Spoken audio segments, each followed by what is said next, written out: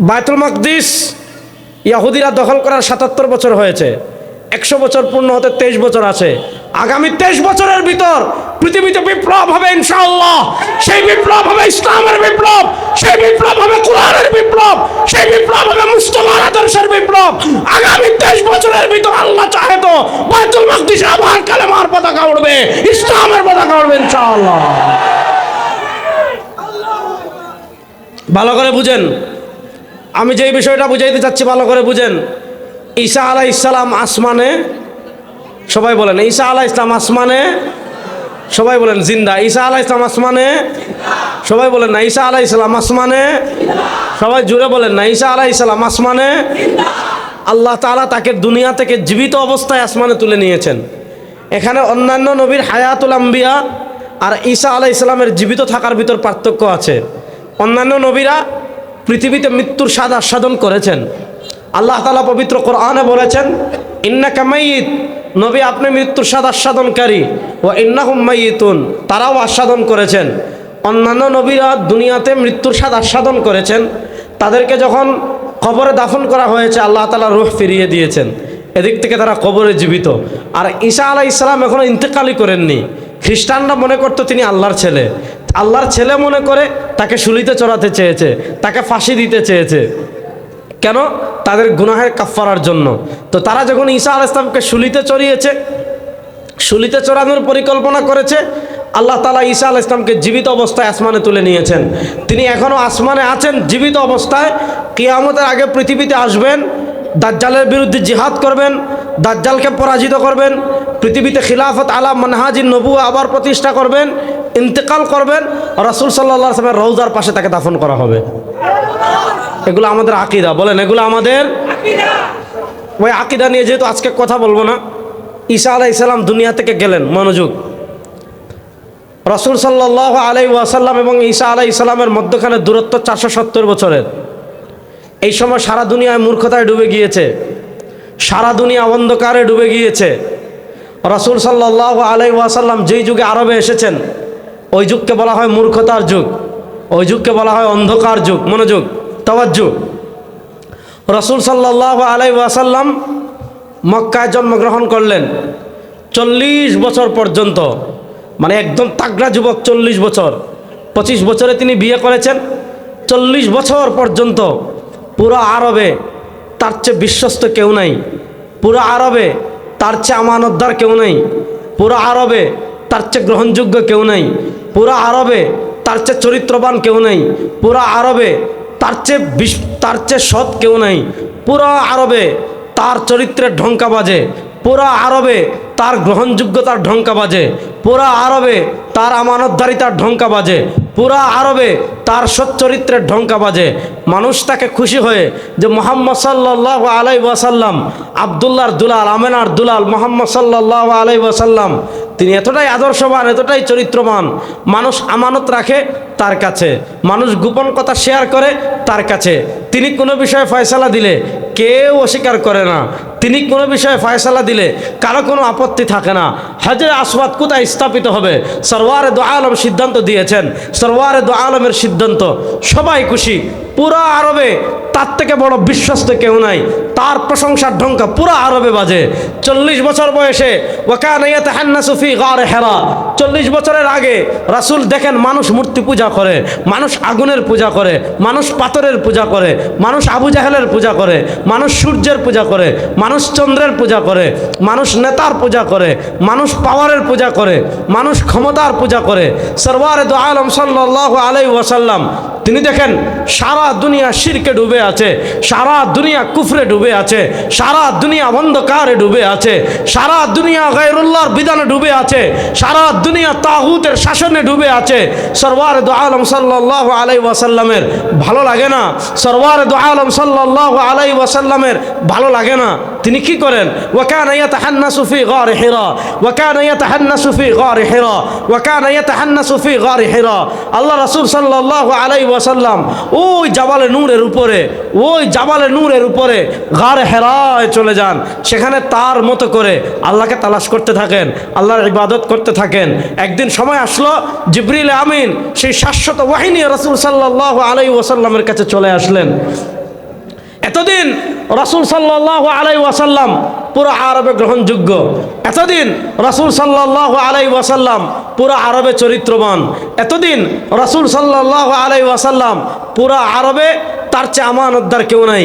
কিন্তু যখনই আল্লাহ নাজিল করেছেন ও আংজির আশিরাতাকাল আকরাবিন, ও আংজির আশিরাতাকাল আকরাবিন, নবী আর কত গোপন দাওয়াত দিবেন, নবী আর কত একাকী দাওয়াত দিবেন, নবী আর কত চুপি চুপি দাওয়াত দিবেন, যান প্রকাশ্যে দাওয়াত দেওয়া শুরু করেন, প্রকাশ্যে দাওয়াত দেওয়া শুরু করেন, প্রকাশ্যে দাওয়াত দেওয়া শুরু করেন। আল্লাহ রাসূল সাল্লাল্লাহু আলাইহি ওয়াসাল্লাম, আল্লাহ রাসূল সাল্লাল্লাহু আলাইহি ওয়াসাল্লাম সবাইকে জমা করে প্রথম সুস্পষ্ট ভাষায় বলছেন, ইয়া আইয়ুহান নাস কুলু লা ইলাহা ইল্লাল্লাহ তুফলিহুন।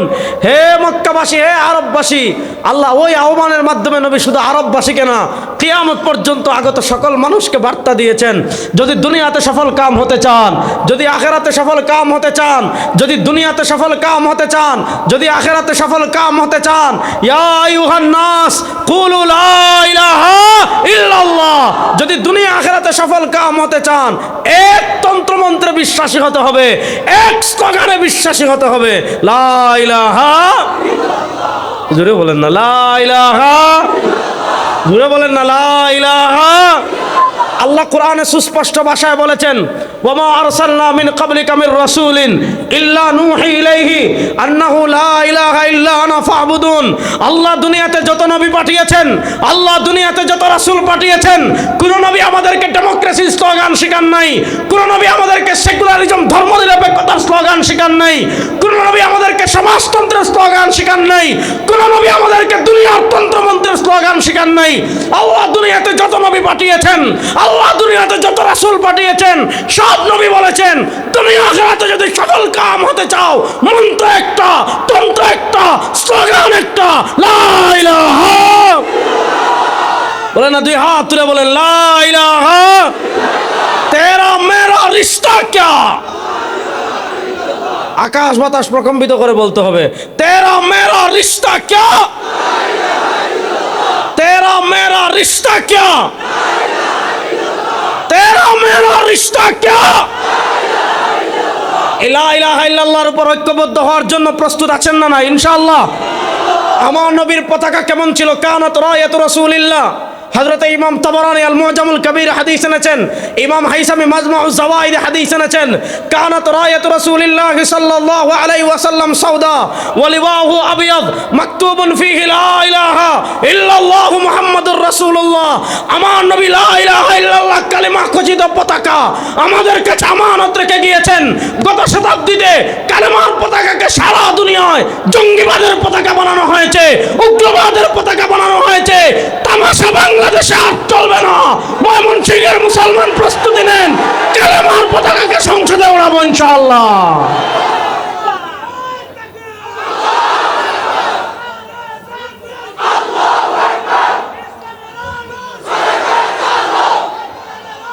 প্রস্তুত আছেন তো?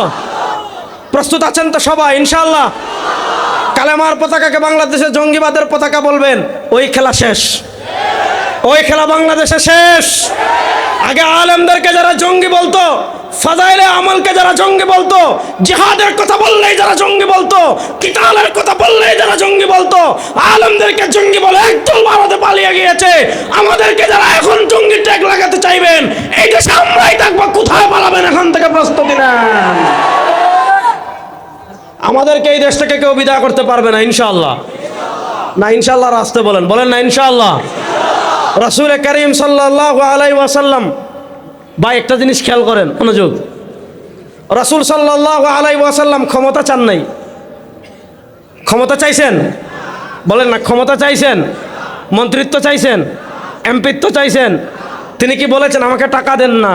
তিনি কি বলেছেন আমাকে পয়সা দেন না? তিনি কি বলেছেন আমাকে এমপিত্ব দেন না? তিনি কি বলেছেন আমাকে মন্ত্রিত্ব দেন না?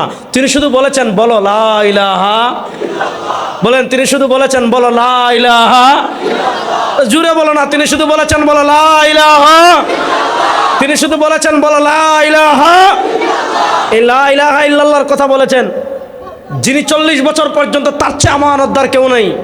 40 বছর পর্যন্ত তার চেয়ে বিশ্বস্ত কেউ নেই।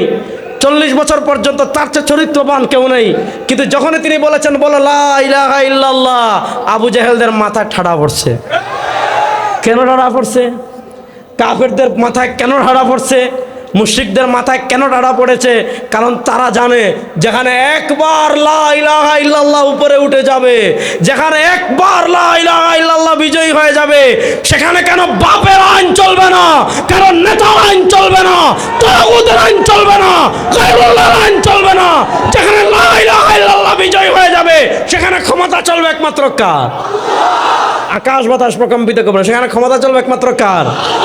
বলেন না, ক্ষমতা চলবে একমাত্র কার? আরো জোরে বলেন, সেখানে ক্ষমতা চলবে একমাত্র কার?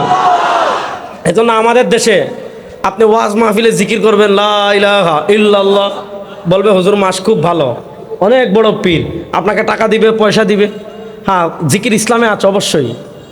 আপনি কারো আব্বা মারা গেছেন, আপনি তার কবরস্থানে তাকে দাফন করেছেন, কবরস্থানে বসে গিয়ে উনি প্রত্যেক দিন দেখলেন আপনার এলাকায় এক হুজুর আছে, প্রত্যেক দিন কবরস্থানে বসে আসরের পরও জিকির করে লা ইলাহা ইল্লাল্লাহ, মাগরিব পরেও জিকির করে লা ইলাহা ইল্লাল্লাহ, ফজরের পরেও জিকির করে লা ইলাহা ইল্লাল্লাহ।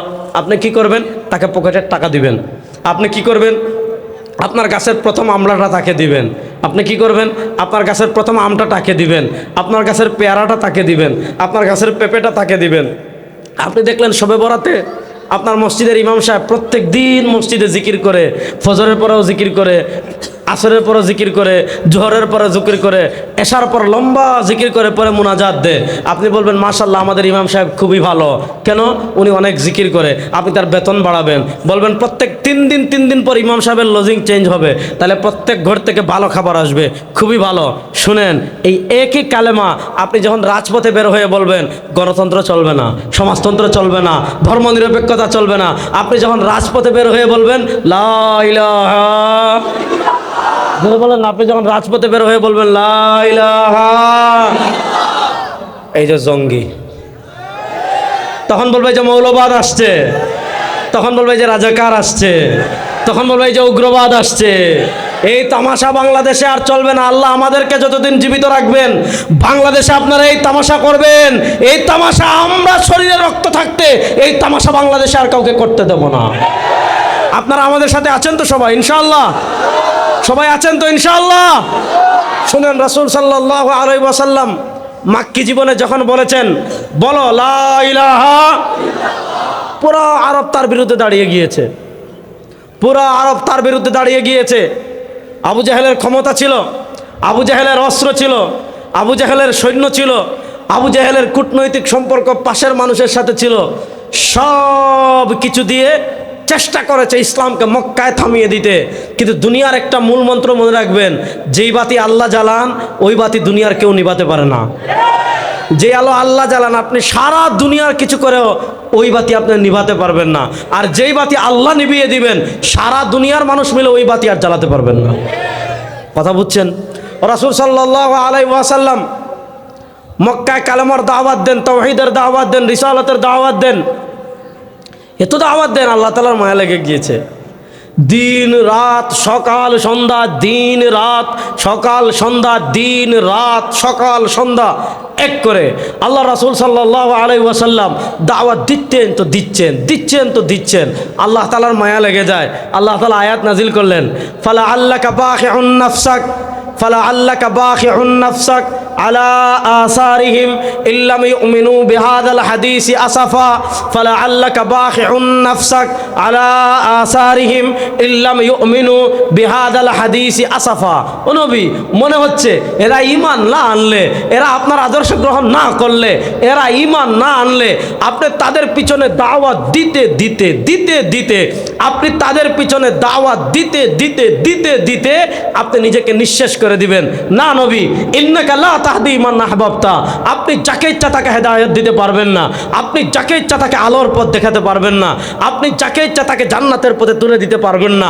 ওয়ালাকিন্নাল্লাহ ইয়াহদি মান ইয়াশা, যাকে ইচ্ছা তাকে হেদায়েত দিতে পারেন একমাত্র কে? ধরে বলেন না, যাকে ইচ্ছা তাকে একমাত্র হেদায়েত দিতে পারেন কে? রাসূল সাল্লাল্লাহু আলাইহি ওয়াসাল্লাম 13 বছর মক্কায় অতিক্রম করলেন। মনোযোগ, 13 বছর মক্কায় পার করলেন। তাওয়াজ্জু, সাহাবা একরাম একবার হাবশায় হিজরত করেন, আবার হাবশায় হিজরত করেন। আল্লাহ রাসূল সাল্লাল্লাহু আলাইহি ওয়াসাল্লামের মক্কায় দুইটা ছায়ার জায়গা ছিল সান্ত্বনা।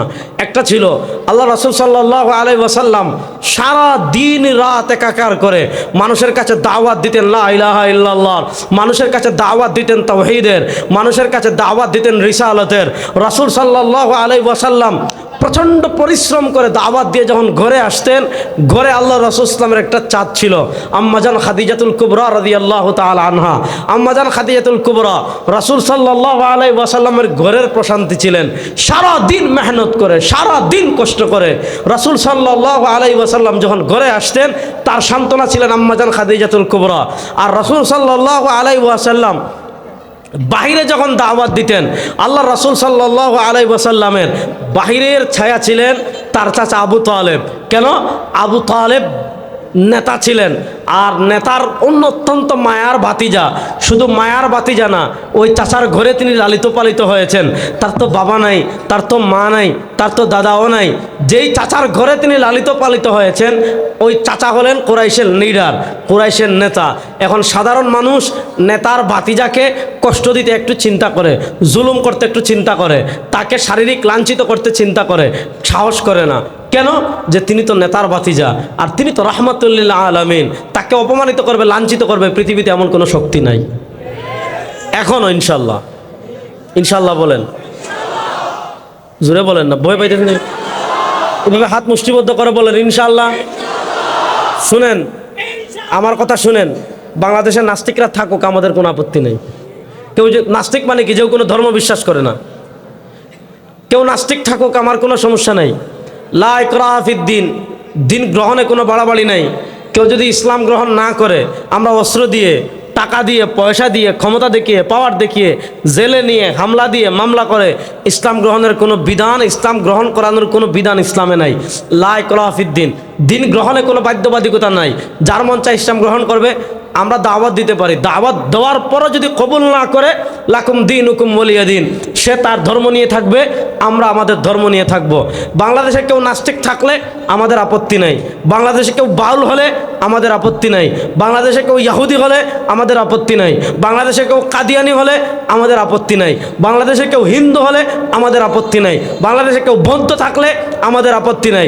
আপনি নাস্তিক হয়ে থাকেন, আমাদের আপত্তি নাই। কিন্তু নাস্তিক হয়ে আল্লাহকে গালি দেওয়ার যদি দুঃসাহস দেখান, নাস্তিক হয়ে কোরআনকে গালি দেওয়ার যদি দুঃসাহস দেখান, নাস্তিক হয়ে ইসলামকে গালি দেওয়ার যদি দুঃসাহস দেখান, নাস্তিক হয়ে কোরআনকে অবমাননার যদি দুঃসাহস দেখান, আগুন আর পানি একসাথে থাকতে পারে না।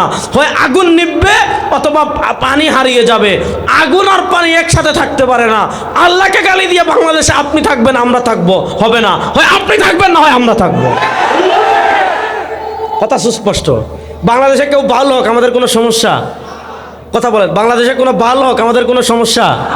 কিন্তু বাংলাদেশে বাউল হয়ে আপনি আল্লাহকে গালি দিবেন আমরা জীবিত থাকতে, আপনি বাউল হয়ে আল্লাহকে গালি দিবেন, আমরা কি বসে আঙ্গুল চুষবো? বলে বাক স্বাধীনতা। আমি গত 4 দিন আগে চরমুনাইয়ের মাঠে বলে আসছি, লক্ষ লক্ষ মানুষের ভিতর বলে আসছি, আপনি বাউল হয়ে আল্লাহকে গালি দেওয়া যদি আপনার বাক স্বাধীনতা হয়, আপনি বাউল হয়ে কোরআনকে গালি দেওয়া যদি আপনার বাক স্বাধীনতা হয়, আপনি বাউল হয়ে যদি মুস্তফাকে গালি দেওয়া আপনার বাক স্বাধীনতা হয়, আপনার যদি ঠোঁটের স্বাধীনতা থাকে, আমার হাতের স্বাধীনতা আছে। আল্লাহকে গালি দেওয়া যদি আপনার বাক স্বাধীনতা হয়, আমার হাতের স্বাধীনতা তোমার জিহ্বা টান দিয়ে ছিঁড়ে ফেলা। আল্লাহকে গালি দেওয়া যদি তোমার বাক স্বাধীনতা হয়, আমার হাতের স্বাধীনতা তোমার মাথা শরীরে থাকবে না।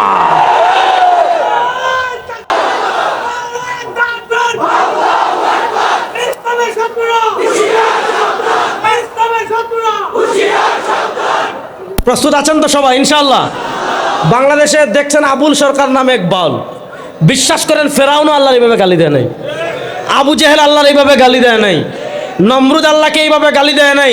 এই আবুল সরকার আল্লাহকে এমন জঘন্য ভাষায় গালি দিয়েছে, আবুল সরকারের পক্ষে কিছু দালাল আমাদের দেশে বের হয়ে গিয়েছে। এই আবুল সরকারের পক্ষে যারা দালালি করবে, ওই দালালদেরকে লাল কার্ড দেখানোর জন্য ময়মনসিংহের মুসলমান প্রস্তুত আছেন না নাই? আল্লাহকে গালি দিবেন, দালালি করবেন, এই তামাশা বাংলাদেশে আর চলবে? বলেন, তামাশা বাংলাদেশে চলবে? এগুলার সবার মূলে কি জানেন? এগুলার সবার মূলের জিনিসটা আমি বলে সামনে আগাই। এগুলার সবার মূলে ডেমোক্রেসি। আমি আপনাদেরকে বুঝাই, এই সবাই বলেন তো, সবাই জুড়ে বলবেন, কেউ মুখ বন্ধ রাখবেন না, সবাই বলেন সকল ক্ষমতার মালিককে। আরো উচ্চ সুরে বলেন সকল ক্ষমতার মালিককে। আমাদের ঈমান সকল ক্ষমতার মালিককে। তাবারাকাল্লাযী বিয়াদিহিল মুলক কুলিল্লাহুম্মা মালিকাল মুলক। আমরা বিশ্বাস করি আমেরিকা ক্ষমতার মালিক না, ভারত ক্ষমতার মালিক না, ইসরায়েল ক্ষমতার মালিক না, রাশিয়া ক্ষমতার মালিক না, সকল ক্ষমতার মালিক একমাত্র আল্লাহ। আমরা বিশ্বাস করি সকল ক্ষমতার মালিক আল্লাহ, এজন্য আমরা আল্লাহ ছাড়া কোনো পরাশক্তির কাছে আমরা মাথা নত করি না। আল্লাহ ছাড়া আমরা কি ভারতের ডরাই? বড় আস্তে বললেন। আমি যুবকদেরকে দেখতে চাই, ভারতকে কি আমরা ডরাই? যদি আধিপত্যবাদী হিন্দু শক্তি আমাদের মাতৃভূমির দিকে হাত বাড়ায়, আমাদের মানচিত্রের দিকে হাত বাড়ায়, মুসলমানের এই অভয়ারণ্যের দিকে হাত বাড়ায়, আধিপত্যবাদী হিন্দু শক্তির বিরুদ্ধে লড়াই করার জন্য যুবকরা প্রস্তুত আছেন না নাই? আমরা কাউকে ডরাই না, আমরা কাউকে ডরাই। এখানে হলো সমস্যা, সমস্যার জায়গাটা বুঝেন। আমাদের ঈমান সকল ক্ষমতার মালিক একমাত্র আল্লাহ। এখন আপনার সংবিধানে যদি লেখে সকল ক্ষমতার মালিক জনগণ, শুনেন আমাদের কাছে সংবিধান বড় না আল্লাহর কোরআন বড়? সবাই বলেন সংবিধান বড় না আল্লাহর কোরআন বড়? আপনি যদি সংবিধানের নামে সুস্পষ্ট কোরআনের বিপরীত কোনো আইন করেন, তাহলে সংবিধানের যে আইনের যেই ধারা সুস্পষ্ট কোরআন বিরোধী, ওই ধারা আমরা মানি না। বলেন ওই ধারা আমরা মানি? বলেন না ওই ধারা আমরা মানি। এখন তারা বলে সকল ক্ষমতার মালিক জনগণ। শুনেন, এখন বলে জনগণ যেহেতু সকল ক্ষমতার মালিক, এখন জনগণ যদি ল্যাংটা থাকতে চায় তাকে অধিকার দিতে হবে, কারণ সে মালিক। জনগণ যদি গান বাজনা সারা রাত ব্যাপী করতে চায়, আপনার সুযোগ দিতে হবে, কারণ সে মালিক। জনগণ যদি লিভ টুগেদার করতে চায়, নারী পুরুষ একসাথে থাকতে চায়, বিয়ের আগে স্বামী স্ত্রীর মতো এক ছাদের নিচে, আপনার সুযোগ দিতে হবে, কেন? তারা ক্ষমতার মালিক। জনগণ যদি চায় আপনার মদের বার করে মদ খাবে, আপনি সুযোগ দিতে হবে, কেন? তারা ক্ষমতার মালিক। জনগণ যদি আপনার চায় যে কোরআনের বিপরীত কিছু বলবে, আপনি তাকে বাক স্বাধীনতা দিতে হবে, কেন দিতে হবে? তারা বলে কারণ তারা হলো মালিক। এটা হলো তাদের বিশ্বাস। আর আমাদের বিশ্বাস ক্ষমতার মালিক জনগণ না আল্লাহ। আচ্ছা বলেন তো, আসমান সৃষ্টি করেছেন কে? জমিন সৃষ্টি করেছেন কে? চন্দ্র কার? জুড়ে বলেন না। সূর্য কার? তারকা কার? আমি কার? আমাকে হাত দিয়েছেন কে? আমাকে কথা বলার শক্তি দিয়েছেন কে? আমাকে খাবার দেন কে? আমাকে পানি দেন কে? আমাকে ঘুম দেন কে? আমাকে রিজিক দেন কে? আল্লাহর আসমান, আল্লাহর জমিন, আল্লাহর চন্দ্র, আল্লাহর সূর্য, আল্লাহর দিন, আল্লাহর রাত, আল্লাহর রিজিক, আল্লাহর পানি, আল্লাহর হাত, আল্লাহর শরীর, আল্লাহর কথা বলার শক্তি, আল্লাহর জমিন। জনগণ যেভাবে বলবে এইভাবে চলবে না। আল্লাহর আসমানের নিচ, আল্লাহর জমিনের উপর, জনগণ যেভাবে বলবে ওইভাবে চলবে না। আব্রাহাম লিঙ্কন যেভাবে বলবে ওইভাবে চলবে না। ধর্মনিরপেক্ষতার ধ্বজাধারীরা যেইভাবে বলবে ওইভাবে চলবে না। সব কিছু সৃষ্টি করেছেন আল্লাহ, রিজিক দেন আল্লাহ, আল্লাহর জমিন আল্লাহর কোরআনের আইনে চলবে, কেন বাপের আইনে চলবে না? এটা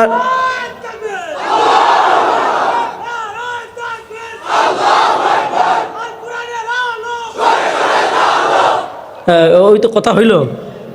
এখন দিন না রাত? সবাই একমত? সবাই জুড়ে বলেন এখন দিন না রাত? কারো সন্দেহ আছে? রাত তো, তাই তো না? ময়মনসিংহের দিন তো না? হ্যাঁ, ময়মনসিংহের সাথে আমাদের অনেক স্মৃতি আছে। কারণ হলো ময়মনসিংহের জামিয়া ইসলামিয়ায় আল্লামা আতহার আলী রহিমাহুল্লাহ, ওনার মাকবারা আছে। উনি জামিয়া ইমদাদিয়ার কিশোরগঞ্জ। আমার আব্বা 1957 সাল থেকে 1971 সাল পর্যন্ত জামিয়া ইমদাদিয়ায় ছিলেন। এরপর তিনি যখন এই যে আমাদের সাহেব আসবেন, আল্লামা জাফর সাহেব আসবেন শেষ দিন, ঢালকানগরের হজরত, আর আব্দুল গফার সাহেব হুজুর আসছেন। ওই ঢালকানগর মাদ্রাসায় আমার আব্বা অনেক দিন শেখুল হাদিস ছিলেন। যখন আব্বা ঢালকানগরের শেখুল হাদিস ছিলেন, তখন জামিয়া ইসলামিয়ায় ওখানে প্রত্যেক মাসে বুখারী শরীফ পড়াতে আসতেন। আর আমার মামা অনেক দিন জামিয়া ইসলামিয়ায় ছিলেন। সেই হিসাবে আপনাদের সাথে আবার আপনাদের বালিয়ার পিসা হুজুর, উনি আমাদের আল্লামা নুরুদ্দিন গহরপুরি রাহিমাহুল্লাহ, তার অন্যতম খলিফা ছিলেন। এই হিসাবে আপনাদের সাথে আমার সম্পর্ক অনেক গভীর। সম্পর্ক অনেক গভীর কি গভীর না? আল্লাহ। আর ময়মনসিংহের মাটি ময়মনসিংহের মানুষ সবসময় ধর্মপ্রাণায়ণ। বাংলাদেশের এরকম কোনো জায়গায় আমি দেখি নাই যে ফজরের পর্যন্ত মানুষ ওয়াজ শুনে, কোথাও নাই। শুধু এই কাজটা ময়মনসিংহে হয়, কারণ এই মাটি, এই ভূমি আমাদের আকাবির বুজুর্গানে দিন এইভাবে ইসলামের জন্য উর্বর করে গিয়েছেন। এই উর্বরটা যুবকদেরকে আমি বলবো, আমাদের আকাবির যে ময়মনসিংহের মাটি উর্বর করে গিয়েছেন, এই উর্বর জমিটাকে আপনাকে কাজে লাগান। এবার বাংলাদেশের সময় আসছে আল্লাহর কোরআনের বাতি সংসদে জ্বালবো ইনশাআল্লাহ। এখন দিন না রাত? রাতে অন্ধকার হয়, মনোযোগ, রাতে অন্ধকার হয়। অন্ধকার দূর করার জন্য আলোর প্রয়োজন আছে না নাই? এই অন্ধকার দূর করার জন্য দেখেন কতগুলা বাতি লাগিয়েছেন। বাতি গুনতে হলে 10 মিনিট লাগবে, এত বিশাল মাহফিল, অনেক বাতি। আপনি ওয়াজ শেষ করে বাড়িতে যাচ্ছেন, রাস্তায় সাপ থাকতে পারে, রাস্তায় বিচ্ছু থাকতে পারে, রাস্তায় গর্ত থাকতে পারে, রাস্তার পাশে খাল থাকতে পারে, রাস্তায় পুকুর থাকতে পারে। আপনি পড়ে যাওয়ার সম্ভাবনা, আপনি সাপের কামড় খাওয়ার সম্ভাবনা, আপনি গর্তে পড়ে হাড্ডি ভেঙে ফেলার সম্ভাবনা, আপনি পুকুরে পড়ে যাওয়ার সম্ভাবনা, আপনি ব্রিজের সাথে ধাক্কা খাওয়ার সম্ভাবনা। এবার রাতের অন্ধকারে আপনি নিরাপদে বাড়িতে ফেরার জন্য কিসের প্রয়োজন হয়? আলোর প্রয়োজন হয়। যদি কারেন্ট না থাকে, যদি জেনারেটর না থাকে, যদি টর্চ লাইট না থাকে, যদি সৌরবিদ্যুৎ না থাকে, যদি চন্দ্রের আলো না থাকে, কিচ্ছু নাই। আপনি কি করেন? আপনার হাত থেকে মোবাইল নেন, মোবাইল নিয়ে কি করেন? আপনি টর্চ লাইট জ্বালান। কেন টর্চ লাইট জ্বালান? মোবাইলের বাতি আপনাকে পথ দেখিয়ে সাপ থেকে বাঁচাবে, বিচ্ছু থেকে বাঁচাবে, ব্রিজের সাথে ধাক্কা খাওয়া থেকে বাঁচাবে, গর্তে পড়ে যাওয়া থেকে বাঁচাবে। এবার বলেন, রাতের অন্ধকার দূর করার জন্য আলোর প্রয়োজন আছে না নাই? দুনিয়াতে যেমন অন্ধকার দূর করতে হলে আলোর প্রয়োজন হয়, ঠিক তেমনিভাবে দুনিয়াতে আমরা একটা পথে চলি, ওই পথের নাম জান্নাত। আমাদের গন্তব্য কোথায়? সবাই বলেন, আমাদের গন্তব্য কোথায়? আরো জুড়ে বলেন, আমাদের গন্তব্য কোথায়? জান্নাত। জান্নাতের পথে আমরা যখন পথ চলি, আল্লাহ রাসূল সাল্লাল্লাহু আলাইহি ওয়াসাল্লাম দাগ দিয়ে সাহাবা ইকরামকে বলেছেন, সুম্মা খাত্তা আন ইয়ামিনিহি খুতুতা ওয়া আন শিমালিহি খুতুতা ওয়া ক্বালা ফাফি রাসি কুল্লি তারিকিন শাইতান ইয়াদউ আন-নাস ইলা নারি জাহান্নাম। দুনিয়াতে আপনি যখন জান্নাতের পথে চলবেন, শয়তান আপনার ডান অন্ধকার করে রাখবে, আপনার বাম অন্ধকার করে রাখবে। ফাফি রাসি কুল্লি তারিকিন শাইতান, আপনার ডানে বামে শয়তান, জান্নাতের পথে ডানে বামে শয়তান অনেক পথ তৈরি করবে। আর প্রত্যেক পথের মাথায়, প্রত্যেক পথের মাথায় শয়তান স্মার্ট ইসলাম বের করবে, শয়তান আধুনিক ইসলাম বের করবে, শয়তান ডিজিটাল ইসলাম বের করবে, শয়তান মডারেট ইসলাম বের করবে, শয়তান বাউলের ইসলাম বের করবে, শয়তান নদিয়ার ইসলাম বের করবে, শয়তান ফরহাদ মজারের মার্কা ইসলাম বের করবে, শয়তান মমতাজ মার্কা ইসলাম বের করবে, শয়তান আবুল সরকার মার্কা ইসলাম বের করবে। আল্লাহ রাসূল সাল্লাল্লাহু আলাইহি ওয়াসাল্লাম বলেন, ফাফি রাসি কুল্লি তারিকিন শাইতান। ওই নদিয়ার ইসলাম বলেন, লালনের ইসলাম বলেন, বাউলের ইসলাম বলেন, ফরহাদ মজারের ইসলাম বলেন, আবুল সরকারের ইসলাম বলেন, মমতাজের ইসলাম বলেন, এগুলা কি জান্নাতের ইসলাম না জাহান্নামের ইসলাম? ফাফি রাসি কুল্লি তারিকিন শাইতান। এই প্রত্যেক পথের মাথায় বসে আছে এক একটা শয়তান, ইয়াদউন নাস ইলা নারি জাহান্নাম। কখনো ফরহাদ মজার হয়ে আপনাকে জাহান্নামের দিকে ডাকবে, কখনো মমতাজ হয়ে আপনাকে জান্নাতের দিকে ডাকবে, কখনো আবুল সরকার হয়ে আপনাকে জাহান্নামের দিকে ডাকবে, কখনো আপনাকে ফরহাদ মজার হয়ে জাহান্নামের দিকে ডাকবে, কখনো মমতাজ হয়ে জাহান্নামের দিকে ডাকবে, কখনো আবুল সরকার হয়ে জাহান্নামের দিকে ডাকবে, কখনো বাউল হয়ে জাহান্নামের দিকে ডাকবে, কখনো ফাউল হয়ে জাহান্নামের দিকে ডাকবে, কখনো ধর্মনিরপেক্ষতা দিয়ে জাহান্নামের দিকে ডাকবে, কখনো ডেমোক্রেসি দিয়ে জাহান্নামের দিকে ডাকবে, কখনো সমাজতন্ত্র দিয়ে জাহান্নামের দিকে ডাকবে, কখনো দুনিয়ার তন্ত্র মন্ত্র দিয়ে জাহান্নামের দিকে ডাকবে। এবার বলেন, যেই পথ জাহান্নামের দিকে নিয়ে যাবে, যেই পথ আমাকে জান্নাতের পথ থেকে বিচ্যুত করবে, যেই পথ আমাকে জাহান্নামে নিয়ে যাবে, এই পথ আলো না অন্ধকার? সবাই বলেন, এই পথ আলো না অন্ধকার? আর জুড়ে বলেন, এই পথ আলো না অন্ধকার? এবার শয়তানের অন্ধকার আপনি কারেন্ট দিয়ে দূর করতে পারবেন না, শয়তানের অন্ধকার আপনি জেনারেটর দিয়ে দূর করতে পারবেন না, শয়তানের অন্ধকার আপনি মোবাইলের টর্চ লাইট জ্বালিয়ে দূর করতে পারবেন না, শয়তানের অন্ধকার আপনি সূর্যের আলোতে দূর করতে পারবেন না। শয়তানের অন্ধকার আপনি কি দিয়ে দূর করবেন? আল্লাহ বলেন, আমি তোমাদেরকে দিয়েছি কোরআন, ফিহি হুদাম ওয়া নূর। এই কোরআন হলো পথ দেখাবে, এই কোরআন হলো আলো। এই কোরআনের বাতি জ্বালিয়ে দুনিয়াতে যারা পথ চলবে, এই কোরআনের আলোয় আলোকিত হয়ে দুনিয়ায় যারা পথ চলবে, কোরআন তাদেরকে পথ দেখিয়ে জান্নাতে নিয়ে যাবে। তাহলে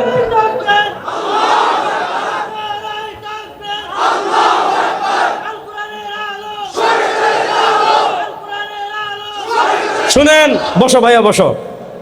আমি বলেছিলাম আমাদের ব্যর্থতার জায়গা কোনটা? গত শতাব্দীতে তারা আমাদেরকে কোরআনুল কারীমকে বানিয়েছে তাবিজ দেওয়ার জন্য। আচ্ছা, কোরআনুল কারীম দিয়ে তাবিজ দেওয়া জায়েজ, তাবিজ দিয়ে টাকা নেওয়াও জায়েজ, কোরআনুল কারীম দিয়ে ঝাড়ফুঁক করাও জায়েজ, ঝাড়ফুঁক করে টাকা নেওয়াও জায়েজ। কোরআনুল কারীমের আয়াত লিখে আমাদের দেশে গাছে পেয়ারা না ধরলে, আম না ধরলে, বড়ই না ধরলে হুজুরের থেকে কোরআন শরীফের আয়াত লিখে নেয়, পানি ফোড়ানে নেকি করে গাছের পাতায় ছিটাই দেয়। অথবা একটা তাবিজ নিয়ে কুলহাল্লা লিখে, কুলাজবিল ফালাক লিখে, কুলাজবিন নাস লিখে গাছে লটকাই দেয়। কেন? যাতে গাছে ফল হয়। যাতে রাসূলুল্লাহ সাল্লাল্লাহু আলাইহি ওয়াসাল্লাম বলেছেন আল আইনু হাক্কুন, চোখে লাগায় এটা সত্য, যাতে কারো চোখ না লাগে এজন্য লাগায়। এটা সত্য, এটা জায়েজ, কোনো সমস্যা নাই। কিন্তু আমি জানতে চাই আপনাদের কাছে, আল্লাহকে কোরআন দিয়েছেন শুধু তাবিজ দেওয়ার জন্য? জোরে কইবেন। আল্লাহকে কোরআন দিয়েছেন শুধু তাবিজ দেওয়ার জন্য? আল্লাহকে কোরআন দিয়েছেন শুধু ঝাড়ফুঁক করার জন্য? আল্লাহকে কোরআন দিয়েছেন শুধু ঘরের গাছে লটকানোর জন্য যাতে ফল হয়? না, আল্লাহ কোরআন দিয়েছেন ঘর থেকে রাষ্ট্র আল্লাহর কোরআনের বিধানে চলবে, এর বাইরে চলার কোনো সুযোগ নাই। গত শতাব্দীতে এই সমস্যার জায়গায় চলে আসছে। শুনে, গত শতাব্দীতে তারা তাদের মতো একটা ইসলাম আমাদেরকে শিখিয়েছে। কোন ইসলাম? সেই ইসলাম বুঝতে হলে এখন যে কথা, এটা বুঝেন। রাসূল সাল্লাল্লাহু আলাইহি ওয়াসাল্লাম, মনোযোগ, আবু তালেব ইন্তেকাল করলেন, খাদিজাতুল কুবরা ইন্তেকাল করলেন। মনোযোগ, আপনারা আমার কথা বুঝবেন তো? মাশাআল্লাহ, মনোযোগ। আবু তালেব ইন্তেকাল করলেন, খাদিজাতুল কুবরা ইন্তেকাল করলেন। রাসূল সাল্লাল্লাহু আলাইহি ওয়াসাল্লামের মনটা বড় খারাপ। রাসূল সাল্লাল্লাহু আলাইহি ওয়াসাল্লাম অনেক কষ্ট পাচ্ছেন। এদিকে নেতা নাই, কাফেরদের অত্যাচারের মাত্রাও বৃদ্ধি পেয়ে গিয়েছে। আল্লাহর পক্ষ থেকে সাহাবায়ে কেরাম মদিনায় হিজরতের নির্দেশ আসলো। 1 জন, 2 জন, 3 জন, 4 জন, 5 জন, 6 জন, 7 জন, 8 জন করে সাহাবায়ে কেরাম রিদওয়ানুল্লাহি আলাইহিম আজমাইনের জামাত ধীরে ধীরে ধীরে ধীরে ধীরে ধীরে হিজরত করা শুরু করেছেন, মদিনায় চলে গিয়েছেন। শুধুমাত্র দুর্বল যারা, তারা মক্কায় আছেন, যারা অসুস্থ তারা মক্কায় আছেন। অর্থাৎ মক্কা থেকে মদিনায় সফর করে যারা যাওয়ার শারীরিক ফিটনেস নাই, শারীরিক সক্ষমতা নাই, তারাই শুধু মক্কায় আছেন। বাকি সব হিজরত করে মদিনায় চলে গিয়েছেন। রাসূল সাল্লাল্লাহু আলাইহি ওয়াসাল্লাম অপেক্ষায় আছেন যে আল্লাহর আদেশ যখনই আসবে হিজরত করে তিনি মদিনায় চলে যাবেন। এদিকে মক্কার কাফেররা তো চালাক, তারা দেখে সুস্থ সবল মানে ফিটনেস আছে এমন কোনো মুসলমান মক্কায় নাই, সবাই মদিনায় হিজরত করে চলে গিয়েছে। তারা ভয় করলো যে কোনো সময় মুহাম্মদুর রাসূলুল্লাহ সাল্লাল্লাহু আলাইহি ওয়াসাল্লাম হিজরত করে মক্কা থেকে মদিনায় চলে যেতে পারেন। তারা ভয় করলো যদি তিনি মদিনায় চলে যান তাহলে মদিনার নেতৃত্ব তার কাছে চলে আসবে, মদিনার পাওয়ার তার কাছে চলে আসবে। তার যে দাওয়াতের ভাষা, তার যে ব্যক্তিত্বের আকর্ষণ, তার যে চরিত্রের আকর্ষণ, তিনি তো রাহমাতুল লিল আলামিন, তিনি তো সাইয়্যিদু ওয়ালাদি আদম, তিনি তো ইমামুল আম্বিয়া, তিনি তো দু জাহানের বাদশা। তার চরিত্রের মাধুর্যে মুগ্ধ হয়ে, তার দাওয়াতে মুগ্ধ হয়ে, তার ব্যক্তিত্ব মুগ্ধ হয়ে, তার ওয়াহির আলোকে হেদায়েতের সন্ধান পেয়ে মানুষ দলে দলে ইসলামে প্রবেশ করবে। মক্কায় তাদের নেতৃত্ব থাকবে না, মক্কায় তাদের পাওয়ার থাকবে না, তাদের লাতের উপাসনা থাকবে না, তাদের মানাতের উপাসনা থাকবে না, তাদের হুবালের উপাসনা থাকবে না, তাদের উজ্জার উপাসনা থাকবে না, তাদের মূর্তির উপাসনা থাকবে না, তাদের তারকার উপাসনা থাকবে না, তাদের আগুনের উপাসনা থাকবে না, তাদের পাথরের উপাসনা থাকবে না। আবু জাহেলের তোমার সাম্রাজ্য ভেঙ্গে খান খান হয়ে যাবে। এজন্য তারা সিদ্ধান্ত নিয়েছে রাসূলুল্লাহ সাল্লাল্লাহু আলাইহি ওয়াসাল্লামকে মদিনায় যেতেই দিবে না, রাসূল সাল্লাল্লাহু আলাইহি ওয়াসাল্লামকে মদিনায় হিজরত করতেই দিবে না। তারা সিদ্ধান্ত নিয়েছে, তারা কি সিদ্ধান্ত নিয়েছে? যে মুহাম্মদুর রাসূলুল্লাহ সাল্লাল্লাহু আলাইহি ওয়াসাল্লামকে হত্যা করে দুনিয়া থেকে বিদায় করে দিবে। তার ঘর ঘেরাও করেছে, তাওয়াজ্জু, তার ঘর ঘেরাও করেছে। যখন তার ঘর সবাই মিলে ঘেরাও করেছে, আল্লাহ রাব্বুল ইজ্জত ওয়াল জালালের পক্ষ থেকে তখন হিজরতের অনুমতি এসেছে। নবী, আপনি এখন হিজরত করে চলে যান। মনোযোগ, রাসূল সাল্লাল্লাহু আলাইহি ওয়াসাল্লাম জানেন পদে পদে বিপদ আছে। আল্লাহ রাসূল সাল্লাল্লাহু আলাইহি ওয়াসাল্লাম জানেন যে কোনো সময় যে কেউ তাকে অ্যাটাক করতে পারে, কারণ কাফেররা তাকে ঘরে না পেলে মদিনার পথে তালাশ করবে, এটা তিনি জানেন। রাসূল সাল্লাল্লাহু আলাইহি ওয়াসাল্লাম মদিনার পথে রওনা করেছেন। যখন তিনি মদিনার পথে রওনা শুরু করেছেন, আল্লাহর কাছে 3টা দোয়া করেছেন। কয়টা দোয়া করেছেন? 1 নম্বর দোয়া রব্বি আদখিলনি মুদখালা সিদক, 2 নম্বর দোয়া ওয়া আখরিজনি মুখরাজা সিদক, 3 নম্বর দোয়া ওয়াজআলনি মিন লাদুনকা সুলতানান নাসীরা। রব্বি আদখিলনি মুদখালা সিদক ওয়া আখরিজনি মুখরাজা সিদক ওয়াজআলনি মিন লাদুনকা সুলতানান নাসীরা। এক নম্বর দোয়া করেছেন, আল্লাহ আদখিলনি মুদখালা সিদক, আমাকে শান্তি এবং নিরাপত্তার সাথে মদিনায় প্রবেশ করান। 2 নম্বর দোয়া করেছেন, ওয়া আখরিজনি মুখরাজা সিদক, আমাকে শান্তি এবং নিরাপত্তার সাথে মক্কা থেকে বের করে দেন। আল্লাহ আমাকে শান্তি এবং নিরাপত্তার সাথে মদিনায় প্রবেশ করান। 2 নম্বর দোয়া করেছেন, আল্লাহ আমাকে শান্তি এবং নিরাপত্তার সাথে মক্কা থেকে বের করে দেন। 3 নম্বর দোয়া করেছেন, ওয়াজআলনি, আল্লাহ আমার জন্য বানান, মনোযোগ তাওয়াজ্জু, আল্লাহ আমার জন্য বানান মিন লাদুনকা, আপনার পক্ষ থেকে, কি সুলতানান নাসীরা, সাহায্যকারী ক্ষমতা ভূখণ্ড দান করেন। আল্লাহু আকবার বাড়িতে গিয়ে বলবেন, তারা একটু জোরে বলেন না আল্লাহু আকবার। শুনেন, ভারতের সাথে আমাদের পার্থক্য হলো এক জায়গায়, তারা নারায় তাকবীর আল্লাহু আকবার, তাদের স্লোগান সহ্য করতে পারে না। তারা কেউ বলে জয় শ্রীরাম, কেউ বলে জয় বাংলা। হ্যাঁ, আর মুসলমানদের স্লোগান হবে আল্লাহু আকবার। মুসলমানের স্লোগান কি আল্লাহু আকবার? না, আরো আসতে বলেন, মুসলমানের স্লোগান কি নারায় তাকবীর। এই আল্লাহু আকবার শুনলে ভারতের যত দালাল আছে সবার শরীরে আগুন লেগে যায়, হিন্দুস্তানের যত রাজাকার আছে সবার শরীরে আগুন লেগে যায়। সুতরাং যুবকদেরকে বলবে, আল্লাহু আকবারের স্লোগানে উজ্জীবিত হওয়ার প্রয়োজন আছে না নাই? বাংলাদেশের পরতে পরতে আল্লাহু আকবার স্লোগান ছড়িয়ে দেওয়ার জন্য প্রস্তুত আছেন না নাই? আল্লাহ সবাইকে কবুল করুক, সবাই বলে না আমিন। আল্লাহ রাসূল সাল্লাল্লাহু আলাইহি ওয়াসাল্লাম সুলতানান নাসীরার দোয়া কেন করলেন? ভালো করে বুঝেন। আল্লাহ রাসূল সাল্লাল্লাহু আলাইহি ওয়াসাল্লাম সুলতানান নাসীরার দোয়া কেন করলেন? কারণ হলো, আল্লাহ রাসূল সাল্লাল্লাহু আলাইহি ওয়াসাল্লাম মক্কায় 13 বছর ছিলেন। যুবকরা মনোযোগ, আল্লাহ রাসূল সাল্লাল্লাহু আলাইহি ওয়াসাল্লাম মক্কায় 13 বছর ছিলেন। এই 13 বছর আল্লাহ রাসূল সাল্লাল্লাহু আলাইহি ওয়াসাল্লাম মক্কায় পূর্ণাঙ্গ দিন বাস্তবায়ন করতে পারেন নাই। আল্লাহ রাসূল সাল্লাল্লাহু আলাইহি ওয়াসাল্লাম মক্কায় শরিয়ার সকল বিধান বাস্তবায়ন করতে পারেন নাই। আল্লাহ রাসূল সাল্লাল্লাহু আলাইহি ওয়াসাল্লাম মক্কায় ইসলামের দণ্ডবিধি বাস্তবায়ন করতে পারেন নাই, ইসলামের সকল আহকামাদি বাস্তবায়ন করতে পারেন নাই। 13 বছরের মক্কায় কেন তিনি পূর্ণাঙ্গ দিন বাস্তবায়ন করতে পারেন নাই? কেন তিনি ইসলামের সকল ফরজ বিধানাবলী বাস্তবায়ন করতে পারেন নাই? কেন তিনি ইসলামের দণ্ডবিধি মক্কায় বাস্তবায়ন করতে পারেন নাই? তাফসীরের কিতাবে লিখেছে, আল্লাহ রাসূল সুলতানান নাসীরার দোয়া এজন্যই করেছেন লিইকামাতি হুদুদিল্লাহ। তাফসীর ইবনে জারীর তাবারিতে আসছে, তাফসীর ইবনে কাসিরে আসছে লিইকামাতি ফারাইজিল্লাহ ওয়া লিইকামাতি দীনিল্লাহ ওয়া লিইকামাতি হুদুদিল্লাহ। আল্লাহ রাসূল সাল্লাল্লাহু আলাইহি ওয়াসাল্লাম সুলতানান নাসীরার দোয়া এজন্য করেছেন কারণ মক্কার 13 বছরে তিনি পূর্ণাঙ্গ দিন প্রতিষ্ঠা করতে পারেন নাই, ইসলামের সকল ফরজ বিধানাবলী বাস্তবায়ন করতে পারেন নাই, ইসলামের দণ্ডবিধি বাস্তবায়ন করতে পারেন নাই। কেন? মক্কার পাওয়ারের জায়গায় ছিল আবু জাহাল, মক্কার ক্ষমতার জায়গায় ছিল আবু জাহাল, মক্কার ক্ষমতার জায়গায় ছিল মূর্তি, মক্কার ক্ষমতার জায়গায় ছিল গায়রুল্লাহ, মক্কার ক্ষমতার জায়গায় ছিল তাগুত।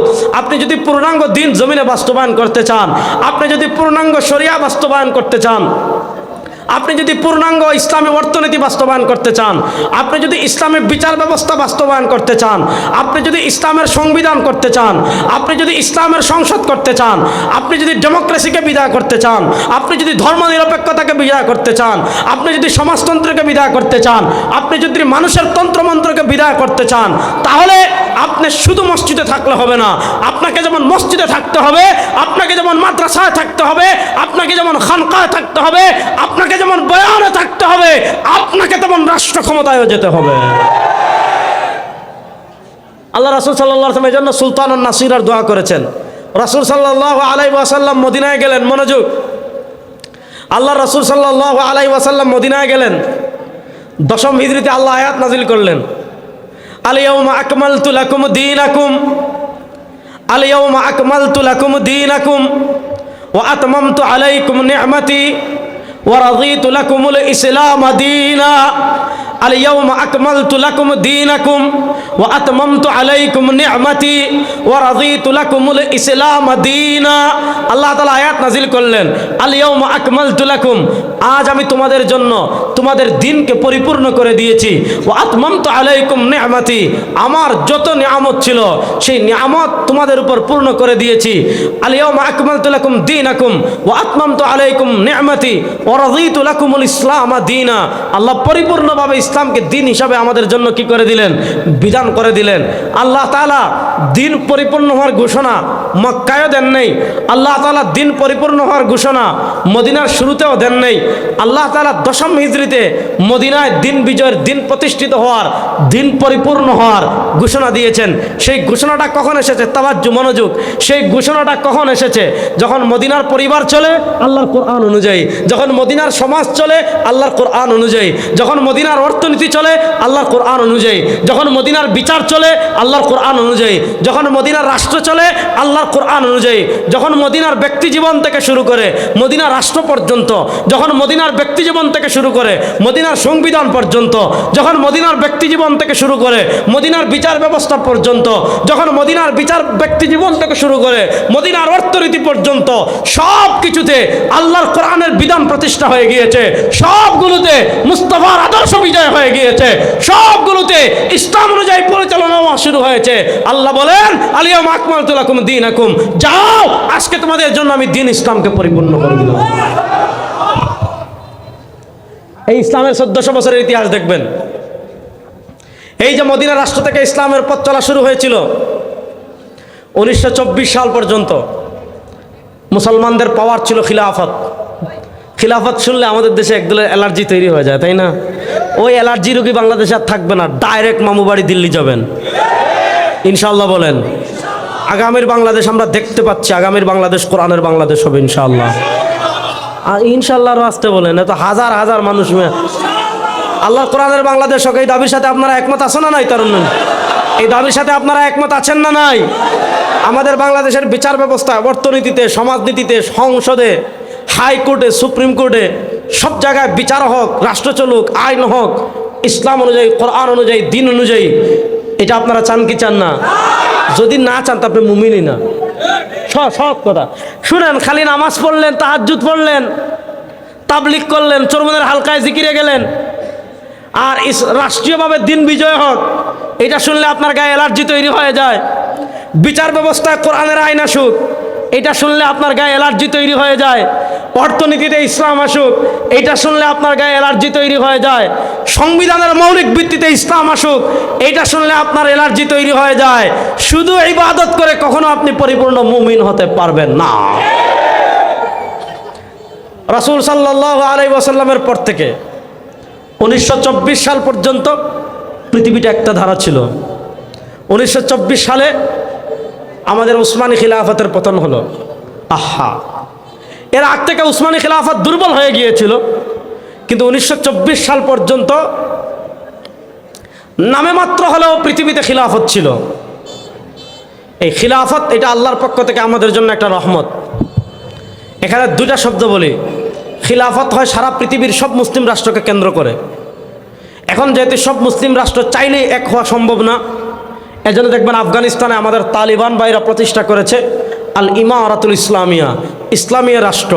অর্থাৎ আমরা যে মানচিত্রের ভিতর থাকব, আমরা যে ভূখণ্ডের ভিতর থাকব, আমরা যে দেশে থাকব, এই দেশে যেহেতু সংখ্যাগরিষ্ঠ মুসলমান, এই দেশে যেহেতু 92% মুসলমান, সুতরাং এই রাষ্ট্র ব্রিটিশের আইনে চলবে না, এই রাষ্ট্র পুঁজিবাদী অর্থনীতিতে চলবে না, এই রাষ্ট্র 72-এর ধর্মনিরপেক্ষতার সংবিধান দিয়ে চলবে না, এই রাষ্ট্র চলবে আল্লাহর কোরআনের সংবিধানে ইনশাআল্লাহ। বলেন, এটাকে বলে আল ইমারা।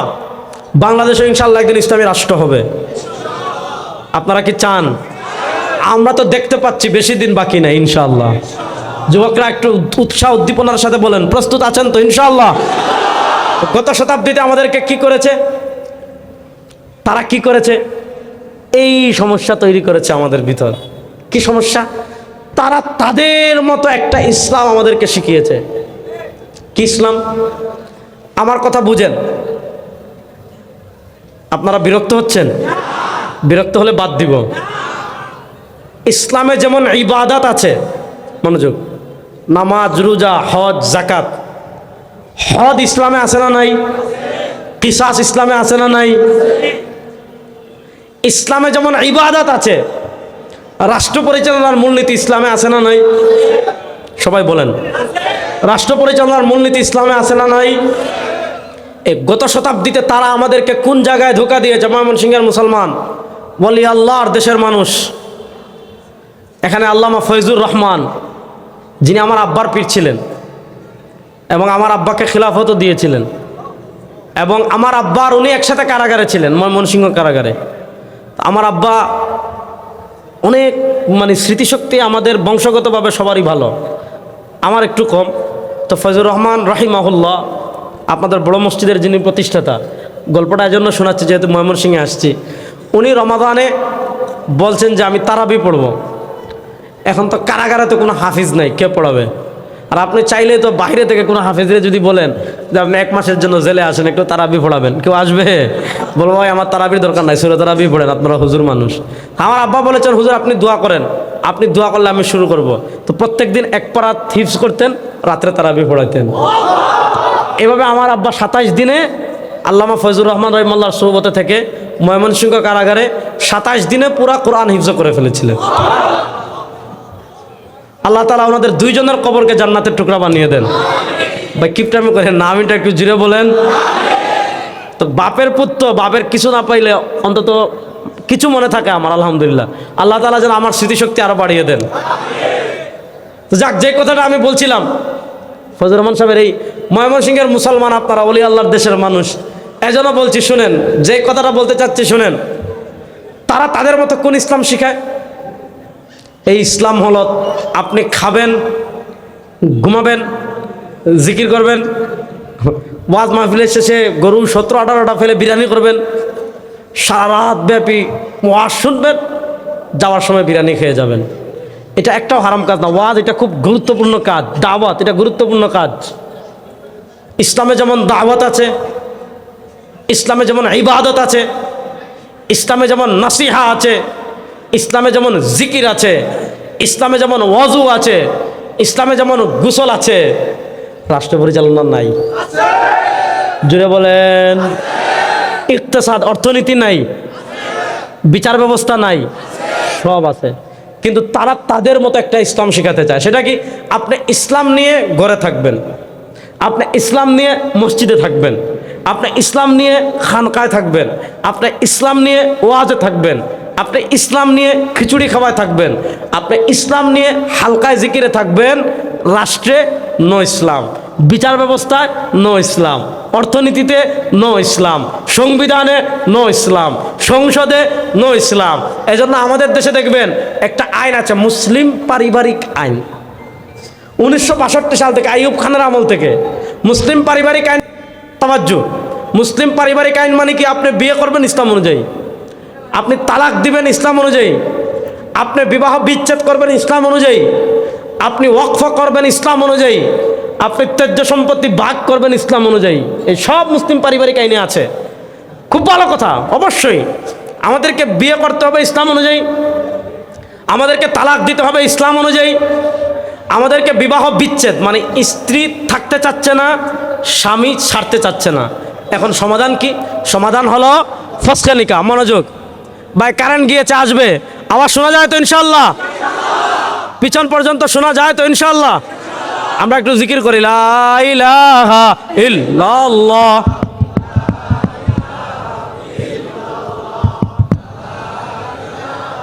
কারণ মাশাআল্লাহ মাশাআল্লাহ, সবাই বলেন আলহামদুলিল্লাহ। আপনি বিয়ে করবেন ইসলাম অনুযায়ী, গুড, ভালো কথা। আপনি তালাক দিবেন ইসলাম অনুযায়ী, ভালো কথা। আপনি ত্যায্য সম্পত্তি বন্টন করবেন ইসলাম অনুযায়ী, ভালো কথা। মনোযোগ, আপনি ওয়াকফ করবেন ইসলাম অনুযায়ী, ভালো কথা। আমি ময়মনসিংহের এই হাজার হাজার মানুষের কাছে আমি জানতে চাই, এই যে বিশাল এই আজকে এই বৈলরের এই আহলুস সুন্নাহ ওয়াল জামাতের ঐতিহাসিক এই প্রোগ্রামে এই যে হাজার হাজার মানুষ মুসলমান আপনারা জমা হয়েছেন, আপনাদের কাছে আমি জানতে চাই, বিয়ে যেমন ইসলামে কেমনে করবেন এটাও যেমন ইসলামে আছে, তালাক কেমনে দিবেন ওটাও যেমন ইসলামে আছে, ত্যায্য সম্পত্তি কেমনে ভাগ করবেন এটাও যেমন ইসলামে আছে, ওয়াকফ কেমনে করবেন এটাও যেমন ইসলামে আছে, বিবাহ বিচ্ছেদ কেমনে করবেন এটাও যেমন ইসলামে আছে, রাষ্ট্র কেমনে চালাবেন ইসলামে আছে না নাই, সংসদ কেমনে চালাবেন ইসলামে আছে না নাই, বিচার কেমনে করবেন ইসলামে আছে না নাই, অর্থনীতি কেমনে চলবে ইসলামে আছে না নাই, শিক্ষা ব্যবস্থা কেমন হবে ইসলামে আছে না নাই। এই জায়গায় তারা আমাদেরকে মন খেলা খাইয়েছে, আমাদেরকে বলে বিয়েতে ইসলাম, তালাকে ইসলাম, ওয়াকফে ইসলাম, ত্যায্য সম্পত্তিতে ইসলাম, আর রাষ্ট্র পরিচালনায় আব্রাহাম লিঙ্কন, বিচার ব্যবস্থায় ব্রিটিশ, অর্থনীতিতে পুঁজিবাদ, শিক্ষা ব্যবস্থায় ব্রিটিশ। ওই ইসলামকে কিছু ইবাদতের মধ্যে সীমাবদ্ধ রেখে, ইসলামকে ব্যক্তিগত কিছু বিষয়ের সাথে সীমাবদ্ধ করে, রাষ্ট্র থেকে ইসলামকে সরিয়ে মানুষের তন্ত্রমন্ত্র দিয়ে রাষ্ট্র পরিচালনা করা, বিচার থেকে ইসলামকে সরিয়ে মানুষের তন্ত্রমন্ত্র দিয়ে বিচার করা, পাওয়ারের জায়গা থেকে ইসলামকে সরিয়ে মানুষের তন্ত্রমন্ত্র দিয়ে রাষ্ট্র পরিচালনা করা, এটার নাম হলো ধর্মনিরপেক্ষতা। এই ধর্মনিরপেক্ষতার ভূত আমাদের দেশে সওয়ার হয়েছে ৭২-এর সংবিধান দিয়ে। এবার বলেন, তারা আমাদেরকে মুসলিম পারিবারিক আইন দিয়ে শিখিয়েছে তোমরা বিয়ে, তালাক, ওয়াকফ আর ওয়ারাসাত নিয়ে থাকো, আর রাষ্ট্র চলবে আব্রাহাম লিঙ্কনের আইনে। শুনেন, রাষ্ট্রের মালিক আব্রাহাম লিঙ্কন না, রাষ্ট্রের মালিক আমেরিকাও না, রাষ্ট্রের মালিক ভারত না, রাষ্ট্রের মালিক জনগণ না, রাষ্ট্রের মালিককে আমি যুবকদের আওয়াজ শুনতে চাই, রাষ্ট্রের মালিককে। সুতরাং সুস্পষ্ট ভাষায় বলতে চাই, 2024-এর জুলাই আগস্টের গণবিপ্লবের পর আর আব্রাহাম লিঙ্কনের আদর্শে রাষ্ট্র চলবে না। এখন থেকে রাষ্ট্র চলবে আল্লাহর কোরআনের আইনে। একমত আছেন না নাই?